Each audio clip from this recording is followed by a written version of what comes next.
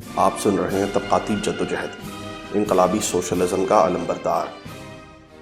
افغانستان پر چھائی تاریکی، اداریات جدوجہد۔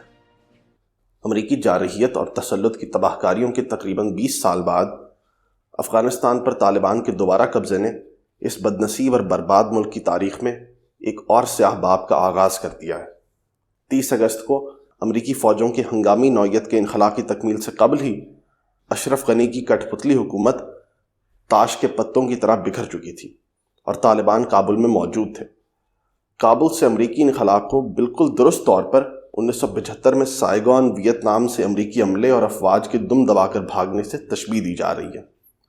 تاہم سائیگون کے برعکس کابل پر کوئی ترقی پسند پروگرام رکھنے والی کمیونسٹ فوج نہیں، بلکہ ایک وحشت مسلط ہوئی ہے جو سماج کو کئی ہزار سال پیچھے دھکیل دینا چاہتی ہے۔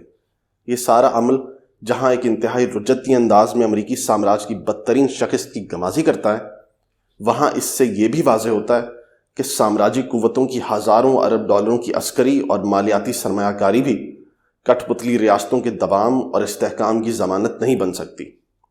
ہر طرح کے عوام دشمن، کاسالیس اور جابر وارلارڈز، جن میں سے بیشتر سابقہ ڈالر جہادی گروہوں کے سرغنہ ہیں، کے درمیان مصنوعی طور پر قائم کردہ نحیف توازن پر مبنی کٹ پتلی افغان ریاست اوپر سے نیچے تک بدعنوانی اور بد انتظامی میں ڈوبی ہوئی تھی۔ یہ طالبان کی قوت اور لڑاکا صلاحیت سے زیادہ اس ریاست کا داخلی بحران، کھوکھلا پن اور عدم مقبولیت تھی، جس کے پیش نظر یہ ایک معمولی ٹھوکر سے ہی زمیں بوس ہو گئی۔ لبرل قوم پرستی اور اصلاح پسندی کی خوش فہمیاں بھی ساتھ ہی اس کے ملبے تلے غرق ہو گئیں۔ یہ سب کچھ امریکی سامراج کے گھاگ ترین ماہرین کے لیے بھی بہت غیر متوقع اور اچانک تھا۔ امریکی پالیسی سازوں کا خیال تھا کہ ان کی کٹ پتلی ریاست اگر کئی سال نہیں تو کم از کم کئی مہینے طالبان کے سامنے مزاحمت کر پائے گی، جس سے انہیں نہ صرف فیس سیونگ کا موقع ملے گا بلکہ طالبان سے بھی بہتر شرائط پر ڈیل کی جا سکے گی۔ پلاننگ اور حساب کتاب کی اس فاش غلطی سے پتہ چلتا ہے کہ وقت اور حالات بڑی سے بڑی سامراجی قوت کو بھی کس قدر بے بس کر سکتے ہیں۔ یہ کہنا غلط نہ ہوگا کہ افغانستان کے معاملے میں امریکی سامراج کے اوسان خطا ہو چکے ہیں، بالخصوص ایسے حالات میں جب اس کا نظام بھی ایک تاریخی زوال پذیری اور بحران کا شکار ہے۔ مارکس نے ہندوستان پر اپنی تحریروں میں واضح کیا تھا کہ تاریخ کے مقافات کا اوزار ظالم خود تیار کرتا ہے۔ تاریخ کا یہ قانون نہ صرف انقلابی بلکہ رجعتی اور رد انقلابی شکل میں بھی اپنا اظہار کرتا ہے۔ افغانستان میں امریکی سامراج کو انہی تاریخ قوتوں نے ناکام و نامراد کیا جنہیں اس نے 1978 کے سور انقلاب کو کچلنے کے لیے خود پروان چڑھایا تھا۔ امریکی انخلاء کے فیصلے کو ڈونلڈ ٹرمپ یا جو بائیڈن کی شخصیات یا حکومتوں تک محدود کر دینا بھی درست نہیں ہے۔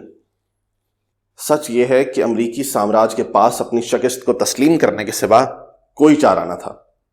کم از کم ایک دہائی قبل واضح ہو چکا تھا کہ امریکہ افغانستان میں اپنے اعلانیہ اور خفیہ اہداف حاصل نہیں کر سکتا۔ تاہم جس ذلت آمیز انداز میں یہ عمل اپنے اختتام کو پہنچا، اس کی توقع امریکی پالیسی سازوں کو نہیں تھی۔ جو بائیڈن، جسے غیر سنجیدہ اور بدتمیز ٹرمپ کے بعد بڑا مہذب اور فصیح و بلیغ اسٹیٹسمین بنا کر پیش کیا جا رہا تھا، پوری دنیا کے سامنے تصحیح اور تمسخر کی علامت بن کر رہ گیا ہے۔ اپنی اس خفت کو مٹانے اور سرمایہ داری کے پولیس مین کے طور پر اپنا تشخص اور غلبہ برقرار رکھنے کے لیے آنے والے دنوں میں امریکی سامراج کسی بھی انتہا تک جا سکتا ہے، لیکن پوری دنیا میں رجعتی قوتوں کے حوصلے بلند کر دینے والی طالبان کی فتح بھی اندر سے بہت کھوکھلی ہے۔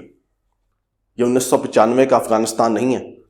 طالبان کو روز اول سے عوامی احتجاجوں، جن میں خواتین پیش ہیں، کی شکل میں مزاحمت کا سامنا ہے۔ اب تک اگر وہ بڑے پیمانے کا جبر یا قتل عام کرنے سے باز رہے ہیں تو اس کی وجہ ان کا تہذیب یافتہ ہو جانا نہیں ہے، بلکہ بکھری ہوئی اور زیادہ تر مجہول مزاحمت کا یکجا ہو کر بغاوت میں امڑانے کا خوف ہے، جس کا اظہار کابل اور دوسرے شہروں میں عام لوگوں کو غیر مسلح کرنے کی کوششوں سے بھی ہوتا ہے۔ طالبان کے تحت افغانستان میں کسی دورس استحکام یا ترقی کا تناظر خارج الامکان ہے۔ ان کے پاس ایسا کوئی ارادہ، اہلیت، پروگرام اور لائحہ عمل نہیں ہے۔ وہ انسانی حقوق کو مغرب کے ساتھ سودے بازی میں ایک بارگیننگ چپ کے طور پر استعمال کر رہے ہیں، لیکن ان کا وجود ہی قدامت پرستانہ جبر و تشدد سے مشروط ہے۔ بالخصوص چین اور پاکستان کی طرف جھکاؤ کی کیفیت میں مغربی قوتوں کی جانب سے انہیں تسلیم کیے جانے کے امکانات کم ہی ہیں۔ اقتدار میں آنے کے بعد طالبان کی داخلی دھڑے بندی بھی نئی انتہاؤں کو پہنچ گئی ہے، جو تصادم کی شکل اختیار کرتے ہوئے نئی خون ریزی اور بربادی کا باعث بن سکتی ہے۔ اسی طرح سامراجی قوتوں کی آپسی چپکلش شمال میں جمع ہونے والے طالبان مخالف گروہوں کو ایک مربوط پراکسی میں بدل کر نئی خانہ جنگی کا آغاز کر سکتی ہے۔ داعش کی موجودگی میں یہ صورتحال مزید گھمبیر شکل اختیار کر سکتی ہے۔ طالبان کے کنٹرول میں دوسری قومیتوں اور مذہبی گروہوں کی حکومت میں شمولیت بھی ایک جال سازی ہی ہوگی، جس سے ان کے اقتدار کو کوئی عوامی مقبولیت نہیں مل پائے گی۔ پاکستانی ریاست کا قدامت پسند اور حاوی دھڑا طالبان کی فتح کی خوشی سے سرشار ہے، لیکن لمبے عرصے میں اس سے نہ صرف پاکستانی سرمایہ داری کا بحران گہرا ہوگا، بلکہ پورا خطہ ایک نئے عدم استحکام اور انتشار کا شکار ہو جائے گا۔ بائیڈن انتظامیہ کا وزیر خارجہ پہلے ہی پاکستان کی طرف سخت رویہ اپنانے کا عندیہ دے چکا ہے۔ ان خدشات کو لے کر ریاست کے اندر ایک تقسیم اور تذبذب کی کیفیت موجود ہے، جو اقتدار کے ایوانوں میں بڑی اتھل پتھل کا باعث بن سکتی ہے۔ ان حالات میں ایک بات طے ہے کہ سامراجی یلغار کی تباہ کاریوں اور بنیاد پرستی کی وحشتوں نے جس سرمایہ دارانہ نظام کے بطن سے جنم لیا ہے، وہ اس خطے کو مزید بربادی، عدم استحکام اور بحران میں ہی دھکیل سکتا ہے۔ ضرورت ثمر کی ہے کہ ان تاریکیوں میں بھی انقلابی رجائیت سے سرشار ہو کر طبقاتی جدوجہد کے وہ چراغ روشن کیے جائیں جو ایک سوشلسٹ سویرے کی نوید بن سکیں۔